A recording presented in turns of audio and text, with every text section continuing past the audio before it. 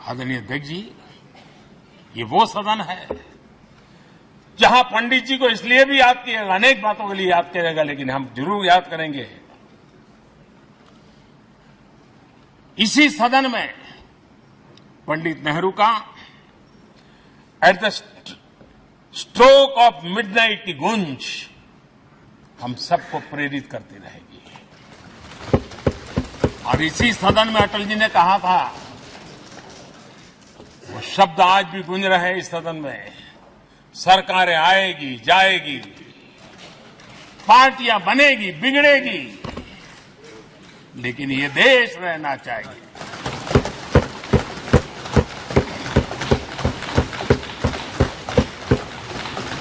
आदरणीय अध्यक्ष जी, पंडित नेहरू की जो प्रारंभिक मंत्रिपरिषद थी, बाबा साहब आम्बेडकर जी एक मंत्री के रूप में दुनिया की बेस्ट प्रैक्टिसेस भारत में लाने पर बहुत जोर दिया करते थे।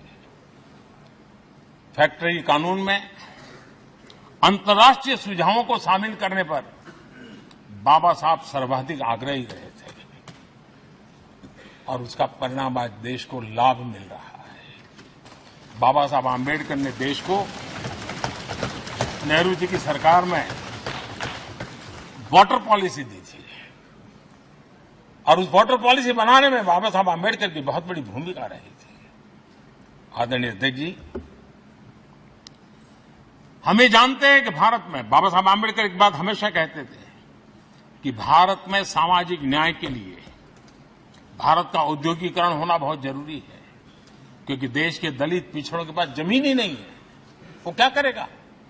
औद्योगिकरण होना चाहिए। और बाबा साहब इस बात को मान करके डॉक्टर श्यामा प्रसाद मुखर्जी, जो पंडित नेहरू के मंत्री थे, उन्होंने इस देश में और पहले वाणिज्य मंत्री के रूप में और उद्योग मंत्री के रूप में उन्होंने इंडस्ट्री पॉलिसी इस देश में लाई थी। आज भी कितनी ही इंडस्ट्री पॉलिसी बने, लेकिन उसकी आत्मा वही होती है जो पहली सरकार के थी, और उनका भी बहुत बड़ा अहम योगदान रहा था। आदरणीय अध्यक्ष जी, लाल बहादुर शास्त्री जी ने 65 के युद्ध में हमारे देश के जवानों में का हौसला बुलंद करना, उनके सामर्थ्य के लिए को पूरी तरह राष्ट्र में झोंक देने की प्रेरणा इसी सदन में से दी थी लाल बहादुर शास्त्री का। और यहीं पर उन्होंने ग्रीन रिवॉल्यूशन के लिए एक मजबूत नींव लाल बहादुर शास्त्री जी ने रखी थी। आदरणीय अध्यक्ष जी, बांग्लादेश की मुक्ति का आंदोलन और उसका समर्थन भी इसी सदन ने इंदिरा गांधी के नेतृत्व में किया था। इसी सदन ने इमरजेंसी में लोकतंत्र पर होता हुआ हमला भी देखा था और इसी सदन ने भारत के लोगों की ताकत को एहसास कराते हुए मजबूत लोकतंत्र की वापसी भी इसी सदन ने देखी थी। वो राष्ट्रीय संकल्प भी देखा था, ये सामर्थ्य भी देखा था। आदरणीय अध्यक्ष जी, ये सदन इस बात का हमेशा ऋणी रहेगा, क्योंकि इसी सदन में हमारे पूर्व प्रधानमंत्री चरण सिंह जी ने ग्रामीण मंत्रालय का गठन किया था, रूरल डेवलपमेंट मिनिस्ट्री। इसी सदन में मतदान की उम्र 21 से 18 करने का निर्णय हुआ था और देश की युवा पीढ़ी को इसका योगदान देने के लिए प्रेरित किया गया, उत्साहित किया गया था। हमारे देश ने गठबंधनों की सरकारें देखी, वीपी सिंह जी हो, चंद्रशेखर जी, और बाद में एक सिलसिला चला।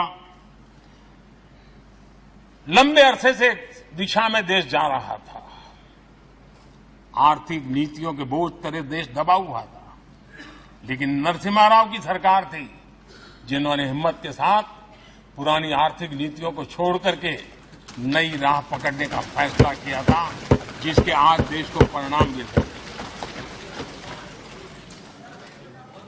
अटल बिहारी वाजपेयी जी का सरकार भी हमने इसी सदन में देखी। सर्व शिक्षा अभियान देश में आज वो महत्वपूर्ण बन गया है।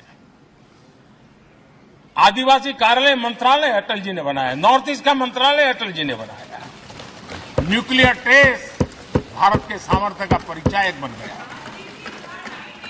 और इसी सदन में मनमोहन जी की सरकार कैश फॉर वोट को भी, उस कांड को भी सदन ने देखा है। हमसे जुड़े रहने के लिए हमारे YouTube चैनल को सब्सक्राइब करें और नई वीडियो की नोटिफिकेशन के लिए बेल आइकॉन को दबाएं।